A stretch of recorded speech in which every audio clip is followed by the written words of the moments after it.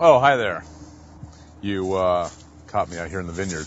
Yeah, this is out here in Cabernet country. Just taking a look at the vines that are on their way to getting harvested probably tomorrow. I really can, yeah. You want to taste a little Cabernet by any chance? Yeah. I think your glass is about empty. You think so? Yeah. Anyway, this is as Christophe invited me to participate, this is our Cabernet Sauvignon. Thought it'd be appropriate to open a bottle of this and maybe talk about it a little, since this is what we're, since we're going to be harvesting this over the course of the next couple days. As I pointed out, these vineyards here are up on the next slated to be harvested, and this will actually be the 2008 Titus Vineyards Cabernet on its way, embarking on a 2.5-year pathway to becoming a bottled product. Which a large amount of Petit Verdot went into this. Yeah, correct. And this is the 05, yeah. And we had this morning we picked the Petit Verdot, so I believe that's what Christophe's referring to. And we've over the years we've adjusted our blends. The first couple of years we made wine, and this goes back to the early 90s, we made just a few hundred cases, but it was 100% Cabernet Sauvignon.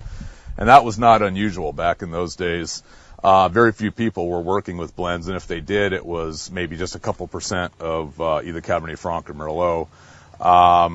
Now, more and more vineyards are supplying themselves with Petit Verdot and Malbec as well, and making a little bit more complete Bordeaux blend, or Cabernet-based Bordeaux blend. But it's getting paying a little more attention to what was traditionally done in France, in Bordeaux, with the use of all 5 Bordeaux varietals. We've found that for the style we're looking for is that the Petit Verdot, of all those blending components, Petit Verdot and the Cabernet complement each other well.